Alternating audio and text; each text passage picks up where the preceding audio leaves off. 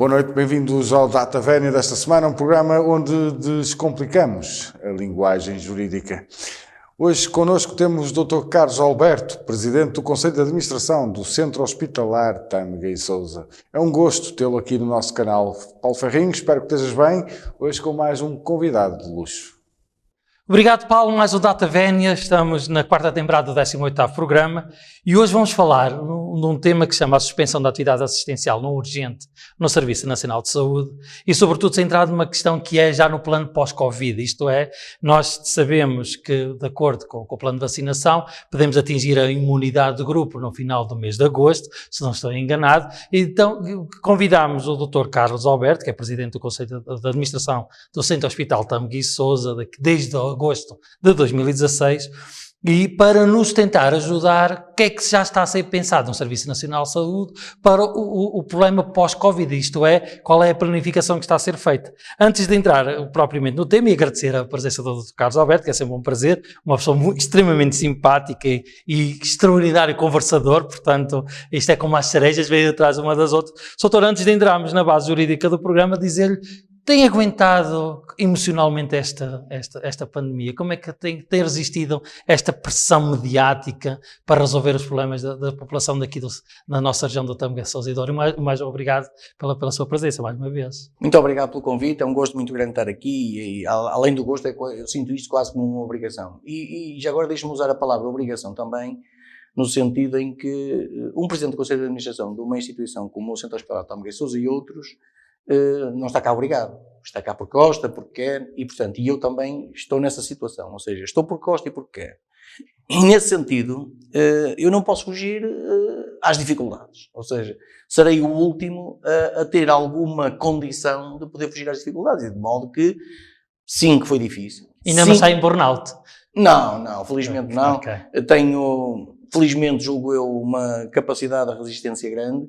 Naturalmente não escondo que tem sido uma dificuldade muito grande, foram tempos que marcam a nossa geração, indubitavelmente, e que deixam sequelas profundas a vários níveis, mas a nossa missão última é tratar doentes e nós não podemos deixar ninguém para trás e isso tem sido o objetivo e é isso que vai continuar a ser. Vamos abrir então uma janela de oportunidade para todos os utentes do Centro Hospitalar do Tâmega e Sousa e Douro, para que possamos já perspectivar o futuro. Então a nossa base jurídica é o artigo 64 da Constituição, que toda a gente tem o direito à proteção à saúde, que é um princípio estrutural da nossa democracia. Temos a Lei 95/2019, que é a Lei de Base da Saúde, que faz a orientação da sua atividade enquanto administrador e gestor público. A Lei do Sistema de Vigilância da Saúde Pública, que é um dos instrumentos jurídicos que permite uma intervenção urgente e permitiu à Ministra da Saúde fazer estas intervenções urgentes, que permitiu também, que é o despacho da Ministra da Saúde do dia 3 de novembro de 2020, que suspendeu toda a atividade assistencial não urgente, que é basicamente isso que nós vamos falar, e depois a portaria número 288/2020, de 16 de dezembro, que é um regime excepcional de incentivos à realização da atividade assistencial não urgente, que é já abrir perspectivas financeiras e depois para a recuperação. Basicamente é só dizer que desde 17 de março nós estamos numa pandemia, 17 de março de 2020, que é o SARS-CoV-2, a Covid-19, é uma doença que, sobretudo, que afeta o trato respiratório e, portanto, obriga quase uma doença mais aguda ao tratamento hospitalar, nomeadamente uma oxigenação assistida, portanto, mecânica assistida, pode ser intra ou extra, mas isso só através dos cuidados hospitalares é que se pode dar essa resposta e, por isso, tem havido muita correria, entre aspas, para os serviços de urgência, para dar tratamento e que tem aumentado muito também a pressão sobre o sistema. Desde março até hoje, praticamente o Serviço Nacional de Saúde foi orientado para a Covid, praticamente, esgotou-se quase os recursos todos, sobretudo nas urgências hospitalares. Os cuidados primários deixaram de dar a resposta e as pessoas voltaram-se praticamente para a urgência hospitalar, para os cuidados hospitalares, que foi um erro e já vamos tentar discutir e conversar com o Dr. Carlos Alberto, sabendo que, basicamente, toda a capacidade instalada atualmente nos hospitais está para a Covid. Embora a pressão agora esteja a diminuir, mas os recursos, que são finitos, que não são expansíveis, né, estão praticamente alocados todos à à pandemia. Tendo em conta esta questão e esta pressão social e do socorro, então surgiu este despacho da Ministra de novembro, dizendo para todas as assistência não urgente, no sentido de alocar os recursos para tratar os doentes Covid, porque aumentou exponencialmente os doentes em enfermaria e em cuidados intensivos. Daí, no sentido de poder dar resposta, como eu já disse, e utilizando a lei de bases da saúde, que é a base 34, e esta lei do Sistema de Vigilância de Saúde Pública, permitiu então, como lei habilitante, fazer esta intervenção. Dizer então apenas que desde que nos últimos 10 meses nos cuidados hospitalares, eu trago aqui alguns dados que é para as pessoas perceberem aquilo que vai ser a tarefa hercúlea que vai ser depois de setembro, deixaram de ser feitos de cuidados hospitalares, contactos com cuidados hospitalares, 3.446.566 consultas, cirurgias e urgências, baixou 11%, a cirurgia baixou 18% a sua capacidade de resposta, as urgências também baixaram em 31%, portanto, as consultas externas foram menos 1.310.000 consultas que foram feitas em ambiente hospitalar. Portanto, até a própria telemedicina, que é a medicina mediatizada, que foi também expandida com mais acuidado agora, baixou cerca de 11%, só foram menos 14.756 consultas, portanto, de telemedicina. Soutor, agradecendo a sua presença e não querendo alongar mais, portanto, basicamente são os dados que nós temos. Como é que pensa recuperar, dizer-me qual é o panorama que está no centro hospitalar relativamente a esta questão dos episódios não urgentes, da assistência não urgente, qual é o atraso nas consultas e nas cirurgias e como pensa recuperar para dar esperanças a todos os habitantes desta região? Muito obrigado mais uma vez. Muito bem, vamos então ver se eu consigo explicar. Vai-me permitir aqui 2 ou 3 minutos para um enquadramento geral e para depois explicar com mais detalhe. Qual é a situação no Centro Hospitalar de Tâmega e Sousa e como é que chegamos aqui? Nós fomos, como é conhecido na região e a nível nacional, nós fomos dos primeiros hospitais a sofrer o impacto da pandemia logo em março de 2020. O primeiro doente em Portugal foi um médico do nosso hospital que circunstancialmente estava como cidadão de férias em Itália. Depois a seguir tivemos os surtos da indústria, do calçado e das feiras, etc. ali de Felgueiras, Passos Ferreira e Lousada. E portanto tudo isso fez com que fôssemos dos primeiros hospitais a sofrer o impacto. E, naquela altura, a orientação que foi dada logo a nível nacional foi de parar toda a atividade não urgente. Portanto, foi para nós como foi para todos os outros hospitais. O que é que aconteceu de diferente, e também já agora que estamos aqui numa sessão onde alguma explicação pode ser útil também para a população. O que é que aconteceu? Aconteceu que houve hospitais naquela altura que não tinham um grande impacto da pandemia, nomeadamente em Lisboa e Val do Tejo, na região sul, que ainda não se fazia sentir grande efeito da pandemia. E, portanto, eles tiveram que se organizar esperando que a pandemia chegasse, mas ao mesmo tempo não estavam a tratar os doentes não Covid, porque a orientação global era, porque estávamos perante uma situação desconhecida, era parar essa atividade. E, portanto, nós aqui parámos a atividade não Covid, sofremos o efeito da pandemia e fomos também os primeiros a libertar-nos desse efeito da pandemia na primeira fase, porque a pandemia, entretanto, circulou, como é normal e já vimos agora nas outras vagas, circulou para as outras regiões e nós, nessa altura, passámos a ter uma janela de oportunidade logo a partir de maio, do início de maio, que aproveitámos para começar a tratar os doentes não Covid. E, portanto, no Centro Hospitalar de Tâmega e Sousa, logo a partir de maio, nós começámos uma fase intensa da recuperação das listas de espera, consulta e cirurgia. Como indicador global e como teve aqui a oportunidade de referir alguns números, nós também, deixe-me só dar nota do seguinte, nós no fim de 2019, as nossas listas de espera tinham ficado todas com um limite máximo de 12 meses, quer para consulta, quer para cirurgia, em todas as especialidades. E é bom recordar... Inclusive cardiologia, que era... Exatamente, é bom recordar, eu ia referir isso, é bom recordar que há 2 anos atrás nós tínhamos cardiologia e pneumologia, nomeadamente, que eram duas marcas negativas no nosso centro hospitalar, que tínhamos mais de 3 anos de lista de espera. E, portanto, e fruto da grande pressão que havia e do objetivo da tutela, em que essas listas tinham de ser recuperadas, nós fizemos um esforço interno com colaboração dos profissionais para já em 2019 termos trazido isso para 12 meses. E, portanto, em 2020, nós tínhamos, ainda antes da pandemia, antes de sofrermos aquele efeito, nós tínhamos como objetivo passar para 9 meses. Só que estávamos longe de imaginar o que ia acontecer. E, como eu dizia, com o efeito da pandemia, parámos aqueles meses de março e abril, mas em maio recuperamos. Houve inclusivamente meses, entre maio e outubro, setembro, em que nós tivemos mais atividade, quer de cirurgia, quer de consulta, do que no ano 2019. Quer dizer que o panorama não é assim tão negro em termos destes números como que posso apresentar? Quer dizer que em termos de consultas não urgentes e as cirurgias não urgentes, não aumentou assim tanto o número por face a essa recuperação? Vamos lá ver, que fez? para dar números é assim, nós fizemos menos 30 mil consultas e menos 4 mil cirurgias em 2020 relativamente a 2019. Ou seja, fizemos menos atividade. Não há como esconder, Pronto, é a realidade. Claro. E portanto, só que isso significou, do ponto de vista do atraso nas listas, nós passamos a ter listas que têm limiar máximo neste momento em 9 meses.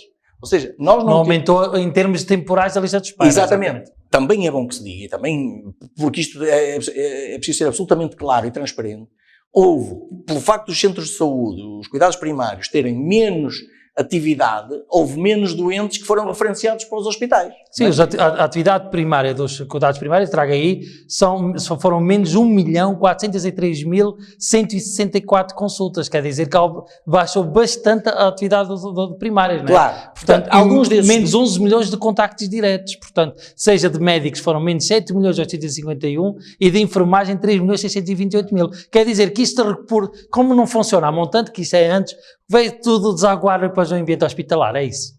Por um lado, sim, mas por outro lado, há os doentes que não foram a lado nenhum e que são um fator de perturbação e preocupação. Portanto, é bom que tenhamos noção disso.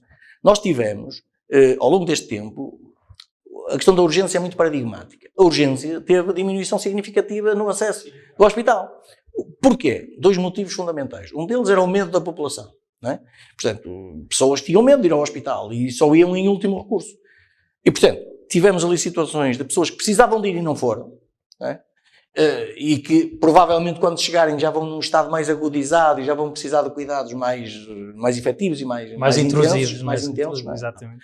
E tivemos o outro aspecto que seria bondoso em si, que é aquelas falsas urgências que deixaram de ir porque não tinham necessidade de ir. Não é? E, portanto, esse aspecto era o aspecto bondoso. Agora, é evidente que os cuidados primários tiveram aqui digamos, uma dificuldade muito grande, porque foi aos cuidados primários que incumbiu depois o seguimento dos rastreios e do acompanhamento dos contactos. E, portanto, eles não tiveram capacidade depois de fazer tudo, como é evidente.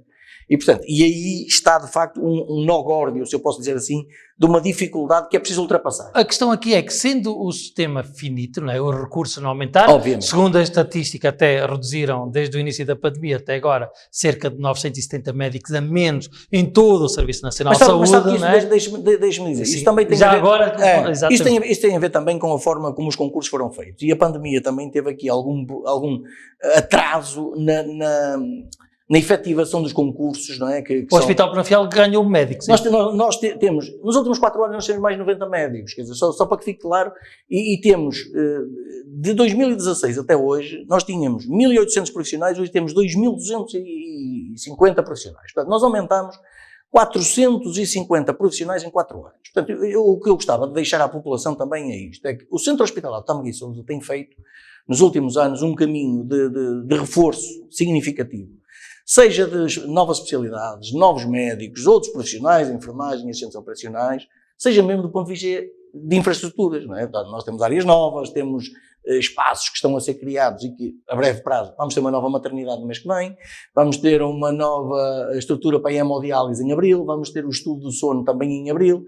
Portanto, além daquilo que vai ser muito visível nos próximos meses, que é o projeto de eficiência energética que está em curso, que vai trazer o revestimento de todo o hospital com condições projeto comunitário de 5 milhões de euros. Exatamente, um projeto comunitário de 5 milhões de euros. Exatamente. Vai ter painéis fotovoltaicos, biomassa, os LEDs, etc. Portanto, então considera que tem os recursos suficientes para recuperar estas 30 mil consultas, mais aquelas que deixaram de serem feitas? O nosso hospital tem uma incumbência de tratamento de 5% da população portuguesa. E, portanto, nós temos 520 mil pessoas para tratar. Nós temos, juntamente com o Hospital Amadora Sintra, das maiores cargas assistenciais do país. E, portanto, isso faz com que os recursos ainda não estejam no nível que é preciso estar. Eu, por exemplo, vou-lhe dar um caso que é absolutamente, e até nos últimos tempos, nós vimos isso até como tema de campanha nas presidenciais, o facto de nós não termos ressonância magnética no nosso centro hospitalar. E parece que já foi decidido, veio a máquina a caminho. Pelo menos foi isso que foi dito. Eu ainda não vi. Mas já veio a caminho. Eu ainda não vi, mas pode-se ter enganado na estrada, não é? Portanto, eu não vi, mas confesso que tenho esperança que ela venha. Ok. Confesso que tenho esperança que ela venha, porque também acho que parece visível e absolutamente inquestionável que um hospital da nossa dimensão tem que ter ressonância. E, portanto, a sala está vazia ainda, a sala espera está da lá, máquina. tem 20 exatamente. anos e, portanto, vamos ter que a ocupar. Claro, exatamente. Outra questão aqui, Soutor, já tem, foi muito acusado, só no sentido de esclarecer a população, foi muito acusado no hospital aqui em Penafiel, do Tâmega, não se preparou para a segunda vaga, dizendo que a planificação foi insuficiente e porque os recursos imediatamente se esgotaram. Não teme que essa planificação, que agora que as pessoas esperam para a recuperação destas 30 mil consultas, 3 mil cirurgias, mais todas aquelas que neste período de 10 meses, que essa planificação também tenha os mesmos problemas que teve nesta segunda vaga? Deixa-me dar a resposta às duas coisas. Foi uma pequena provocação, não, sim, exatamente. mas sem problema nenhum. Dar a resposta às duas coisas. Primeiro, a alegada falta de preparação na segunda vaga. Eu devo dizer-lhe o seguinte, só por maldade e já para não falar num sentimento de injustiça profunda acerca desse argumento, a imagem melhor que eu lhe posso dar para transmitir isto é o Centro Hospitalar de Tâmega e Sousa sofreu aquilo que ninguém sofreu. Nós sofremos um verdadeiro tsunami. E se recordar, a palavra tsunami surgiu muito recentemente no nosso léxico, tem poucas décadas, e surgiu por fatores que têm muito fácil explicação, ou seja, são coisas incontroláveis de uma dimensão que não há como fazer frente, ou seja, é aguentar e resolver a seguir. Foi exatamente o que nós fizemos. Nós aguentamos o que pudemos, aquela situação, porque como tsunami que era, nós tínhamos... Mas não houve danos reputacionais graves, mesmo para a sua gestão, de ver aquela massificação na comunicação social e depois a transferência dos utentes para outras regiões do país, como se dizendo assim, nós, quase um grito de socorro, eu não consigo mais, não, acha que isso... Mas acha que isso é um dano, repara uma coisa... Não sei, estou-lhe a perguntar. A resposta é tão simples quanto isto, é que o hospital não foi réu, foi vítima. E, portanto, é importante que se perceba isto. Não foi por culpa do hospital que aquela situação aconteceu. Foi porque... Mas isto não é crónica, o subdimensionamento. Mas o hospital está preparado para 300 mil, não para 520 mil. Mas deixe-me explicar. Ali não estava em causa os 200 mil ou os 500 mil. Ali estava em causa 3 concelhos que tiveram incidência da pandemia de 4 mil por 100 mil habitantes. E eu recordo que os indicadores apontam, a partir de 240 é mau. Chegaram aos 4 mil, temos visto isso todos os dias. Portanto, esses números já ninguém os esquece, toda a gente sabe. E, portanto, acima de 240 mil nos rácios da DGS e a nível internacional, o indicador é mau. Portanto, nós tivemos 3 concelhos, Paredes, Lousada, Felgueiras e Passos Ferreira, com 4 mil por 100 mil habitantes. O mapa de Portugal estava todo ele pintado de uma determinada cor e aquela zona ali estava pintada a vermelho escuro. O hospital não tem responsabilidade nenhuma por isto. E agora, portanto, para dizer que não, recuso em absoluto a falta de preparação. Tínhamos feito preparação desde a primeira fase, uma mudança brutal, que aliás ficou patente na resposta que demos e que fica para o futuro, para outras situações que possam acontecer. Portanto, o hospital nunca mais será o mesmo, é um hospital muito mais bem equipado, muito mais bem dimensionado. Mas deixe-me também dizer-lhe relativamente à outra questão que estava a colocar, do dano reputacional da saída de doentes para outros sítios. Eu vou-lhe dizer o seguinte, sabe o que me enche de satisfação? É ter percebido. De facto, foi por via do nosso sofrimento, sim. Mas o nosso sofrimento serviu para a aprendizagem de muita gente. Porque a seguir já não se passou aquela situação com mais ninguém. E passamos a achar natural, o que eu acho bem, se quer a minha opinião, passamos a achar natural a possibilidade de transferir doentes para outros sítios. No centro da Europa, você tem transferência de doentes de um país para o outro, porque estão próximos, claro. De um país para o outro. Essa questão geográfica é importante. Quando essa situação acontece. Portanto, porquê é que nós aqui não haveríamos de ter isso? E eu, se me permite, mais do que o dano reputacional dizer, não, nós não tivemos capacidade, tivemos que transferir doentes, eu sinto-me muito satisfeito, porque, sim, que foi à custa do nosso sacrifício, do nosso sofrimento, dos nossos profissionais, foi, mas a verdade é que abriu-se uma nova forma de olhar as coisas que, a seguir, quando surgiu o problema agora na região de Lisboa e Valtejo, porque é que a seguir nós já recebemos 12 doentes de Lisboa e Valtejo, por exemplo? Isso é a solidariedade intrasistema. Exatamente. Não é? E a parte mas não era habitual em Portugal. Não era. Okay. Mas repara, muitas das vezes, nós quando temos estas dificuldades... Então, essa questão do dano reputacional é por é fugir um pouco à normalidade, é isso? Houve dano reputacional no sentido em que as pessoas entenderam mal. Sim, e eu isso assumo. Não, porque houve profissionais do Serviço de Saúde, do hospital, que vieram publicamente de dizer algumas debilidades, mas isso é normal, mas, não é isso que nós estamos aqui a avaliar. Sim, a pergunta é, será que já, aprendendo com essa questão, já estão preparados para que as pessoas possam ter as consultas de cardiologia, que são extremamente importantes, as cirurgias estão importantes. Deixa-me dar a nota. As tais 30 mil que falava há bocadinho, não são 30 mil a menos que nós estamos a fazer, ou seja, as pessoas não estão... Sim, mas tem que acrescentar 30 mil agora a todas aquelas. Não, vamos lá ver, se as pessoas aparecerem. Quando as pessoas aparecerem, não é? Porque o que eu tenho uma lista de espera que é menor do que a que tinha. Agora, o que eu vou ter que ter resposta é, quando as pessoas aparecerem, eu sim que vou ter que dar resposta. E, portanto, o que eu tenho que fazer aqui é não permitir que o prazo derrape. Já que cheguei aos 9 meses, eu agora não posso deixar que derrape, mesmo que venham mais doentes. Está a ver o sentido? Claro. Ou seja, mesmo que eu tenha mais doentes... tentar nunca que o sistema tenha uma pressão tão grande que as pessoas fiquem mais tempo em lista de espera. Não posso, digamos, eu hoje já dei um passo de resposta à população que já não é admissível voltar para trás. E, portanto, este é o sentido que nós temos que dar à coisa, não é? Portanto, e essa era uma mensagem que eu gostava de passar à população do Tâmega e Sousa. Nós hoje temos... A exceção feita a um conjunto de situações de cirurgia ortopédica que ainda não conseguimos, porque são coisas complicadas que os privados também não querem, porque não dá dinheiro. Não é rentável, não dá dinheiro e, portanto, nós temos que arranjar maneira de resolver.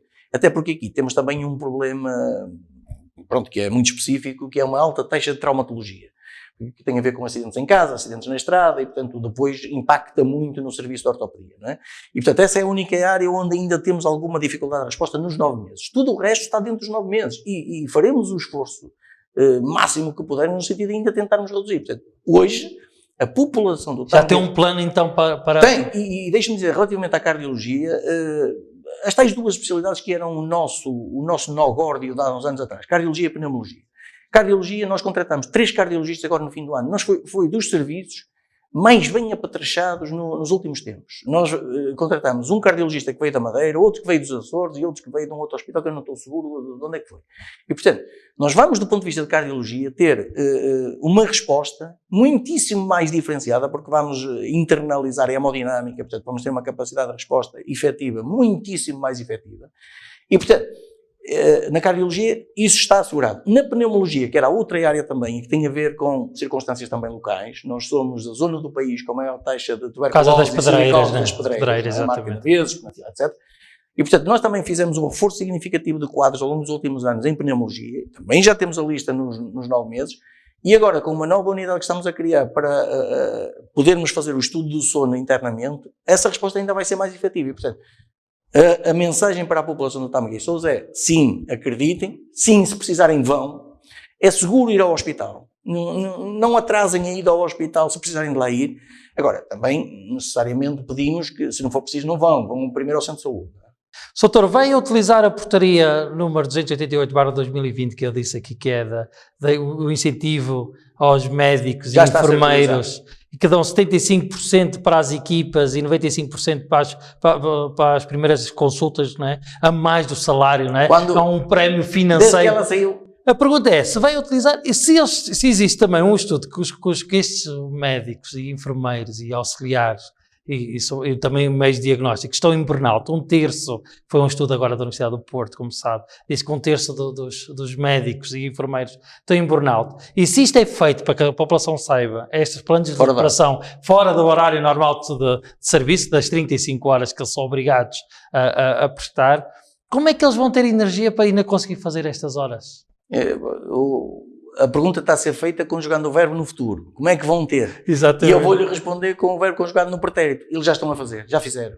Portanto, desde que a portaria foi publicada, que nós pusemos logo em prática a implementação e, portanto, e eles estão a fazer. Porque justamente perceberam que a nossa missão é aquela. E eles estão imbuídos de um bom espírito para conseguirmos esse objetivo. E tem dado resultado esta portaria, Muito que bom. está em vigor desde 17 de dezembro, que ela é 16 de dezembro. E está prorrogada agora para o ano 2020. Exato, para 2000, esta é aquela de 2021. Esta questão, é importante este incentivo financeiro, Muito importante. porque no Serviço Nacional de Saúde, para as pessoas perceberem, os médicos não ganham tão bem, não é? Ganham mal, não ganham tão bem. Sim, como no sistema de saúde privado. Os médicos acabam por compor o ordenado à custa muito da urgência, que é um trabalho muito penoso.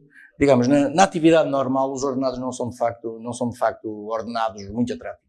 E acha quais são as mazelas, tendo em conta que os estudos vêm dizer que quando acabar o confinamento e acabar também esta questão da pandemia, quando dizemos a imunidade de grupo, as valências mais complicadas vai ser cirurgia, cardiologia e saúde mental.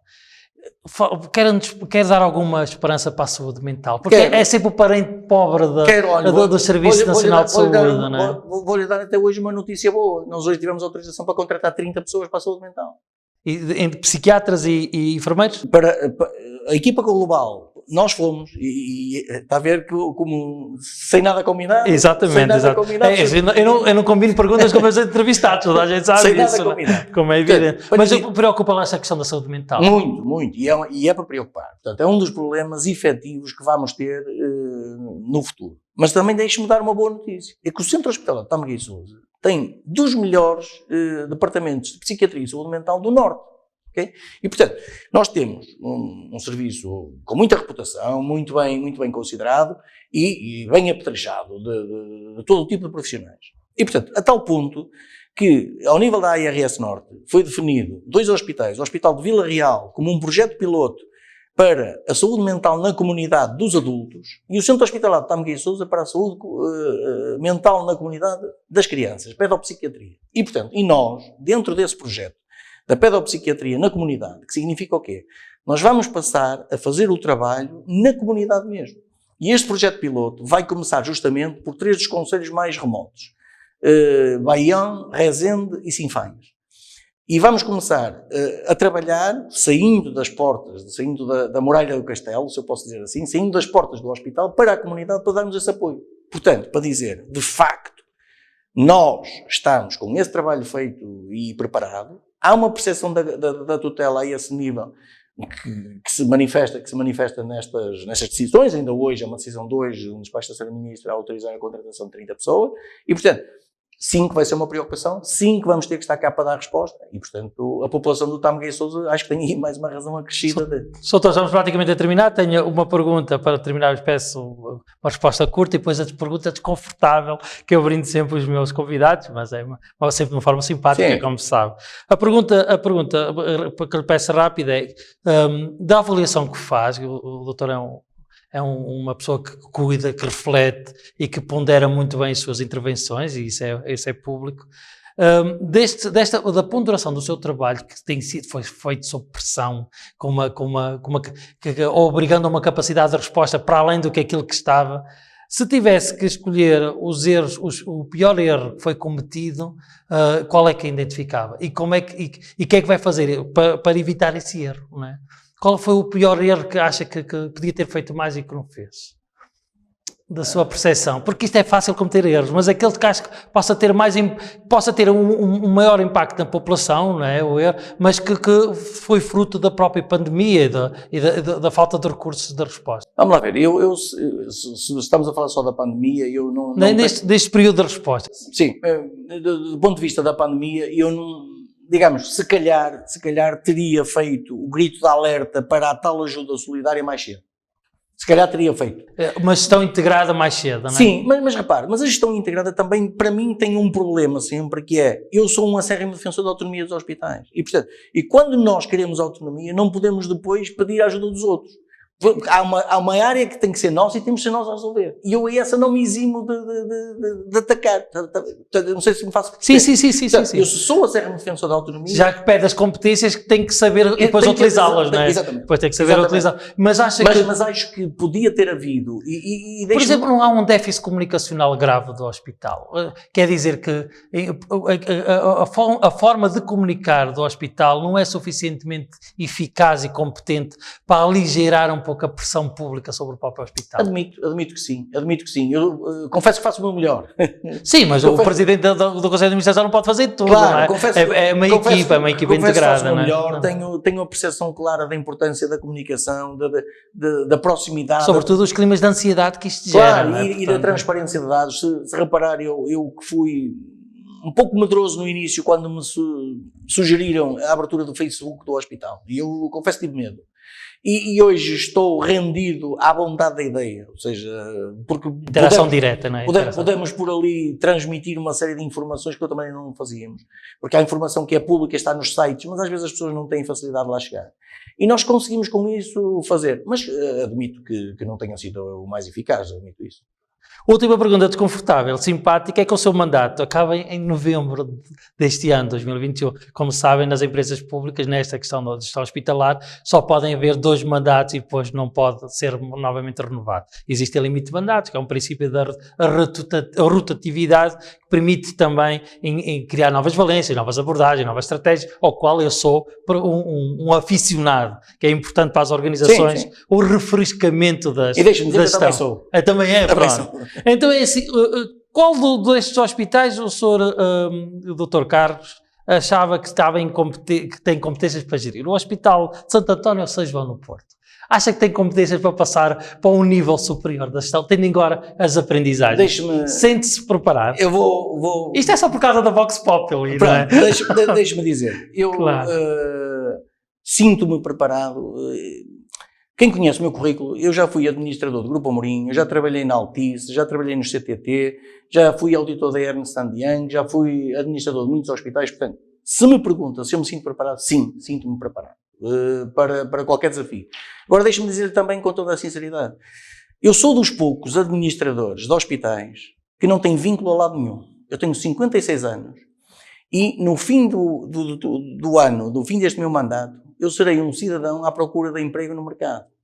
Portanto, eu sou... Não fez da carreira hospitalar? Nem hospitalar, nem outra. Hospitalar, nem exatamente, outra. Okay. Ou seja, eu saí do Grupo Amorim, saí do CTT, saí da Altice, saí de todo lado, nunca tive vínculo a lado nenhum. E, portanto, isto para lhe dizer, eu tenho muita tranquilidade e muita confiança nas minhas capacidades.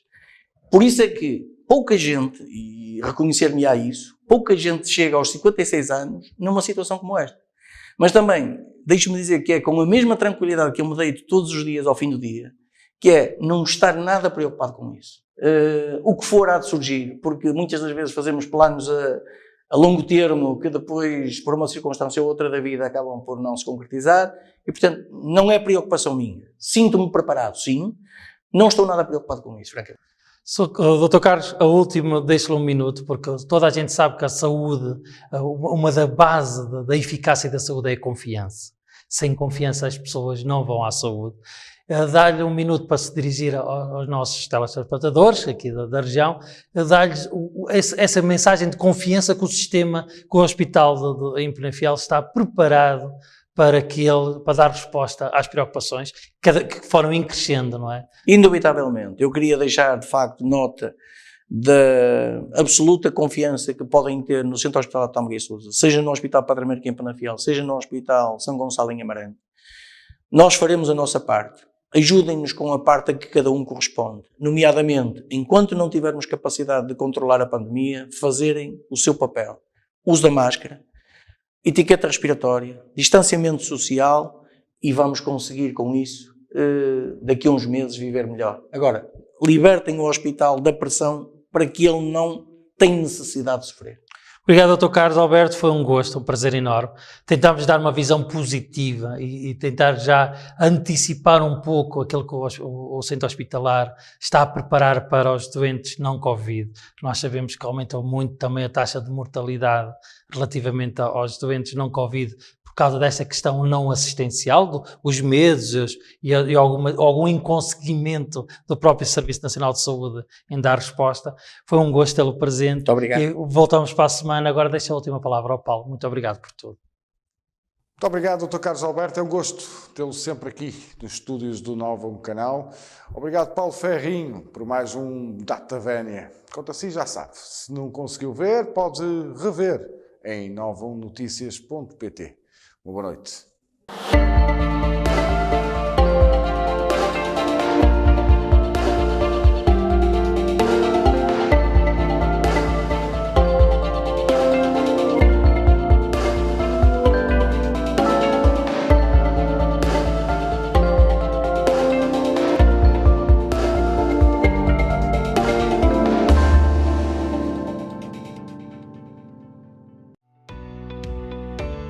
Novam Canal. Sempre Novam, sempre seu.